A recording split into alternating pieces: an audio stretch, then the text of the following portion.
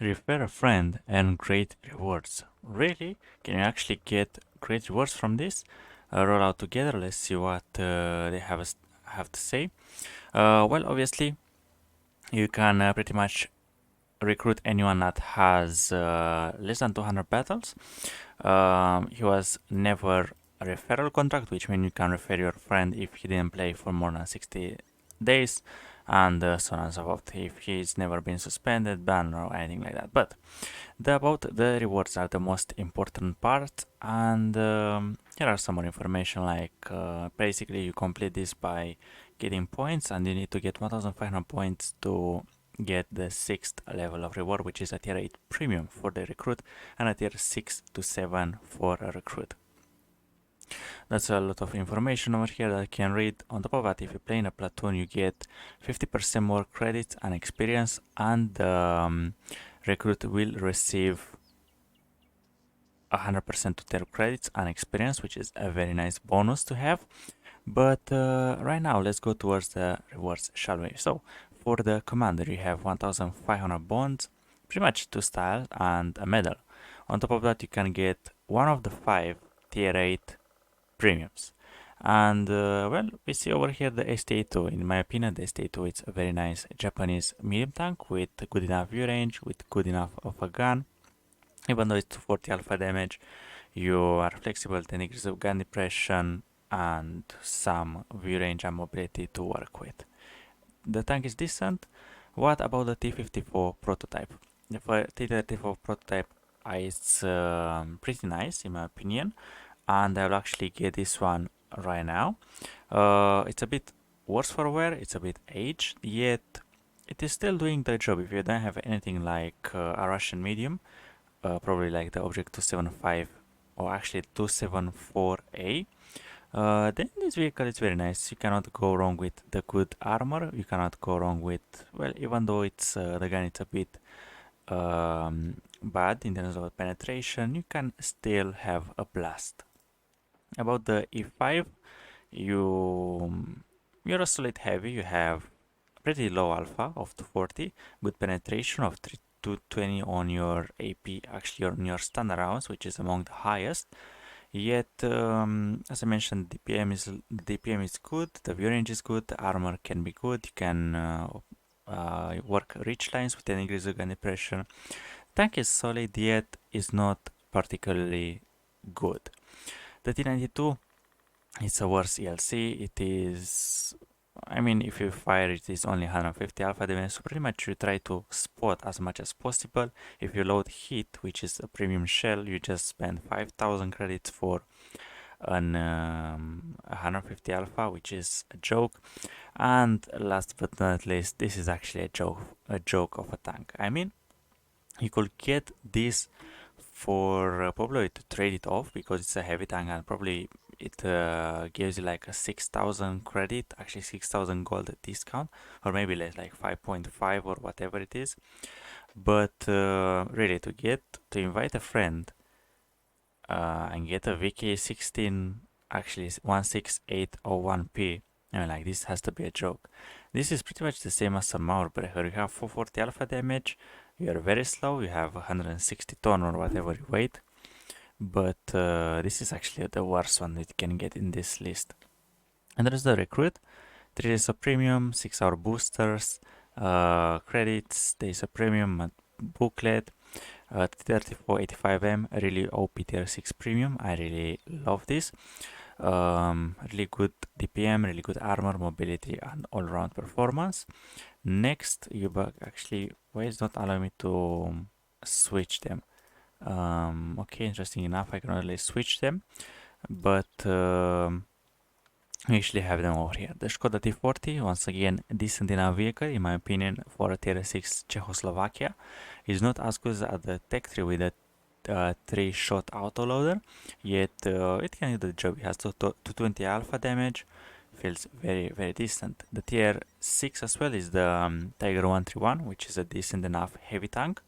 I think it's a better vehicle than the VK4503.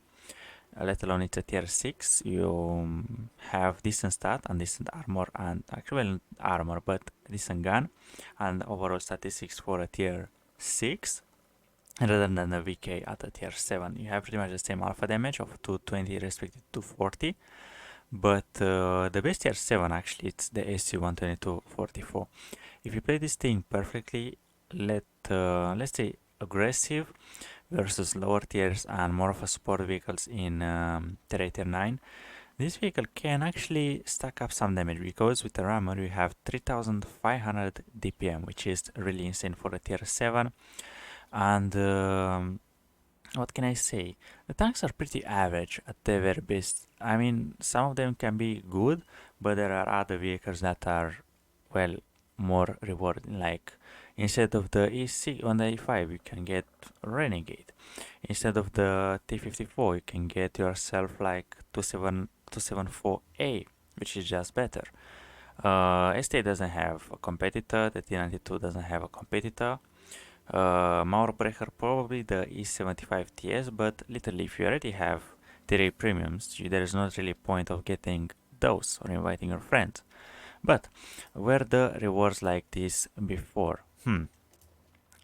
Those things got implemented and changed so many times. Before you could play like 300 battles with no limit to get a tank in the same day if that was possible. Now you have a 100 points limit per day, which means you have to play 15 days to get yourself the tier 6 stage.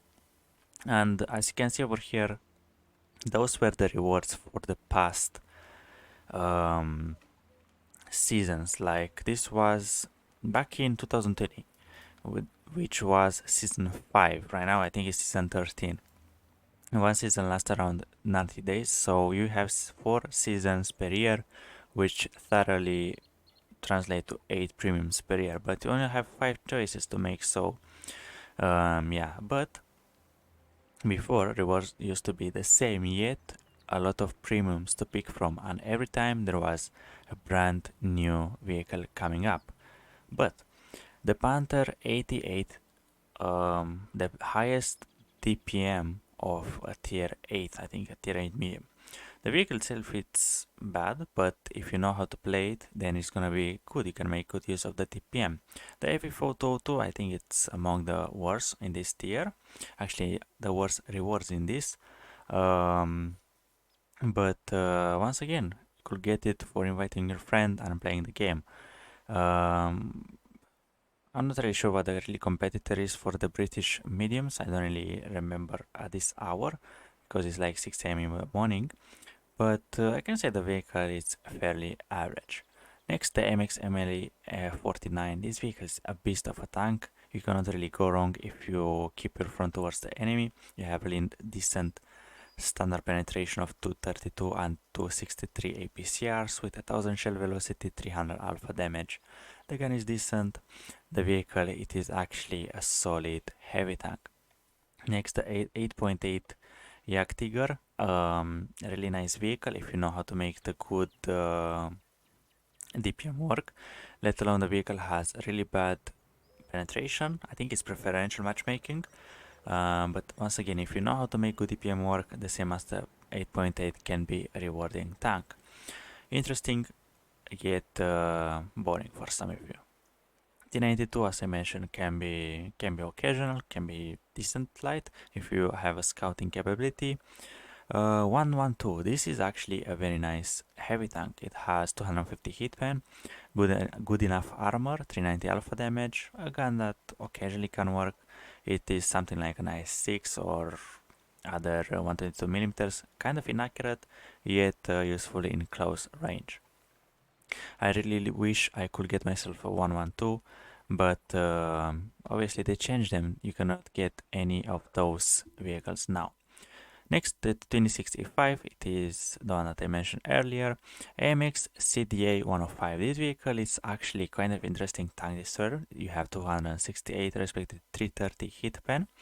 Good enough DPM, some concealment, some armor to go with. So it's basically like an average towards good premium vehicle.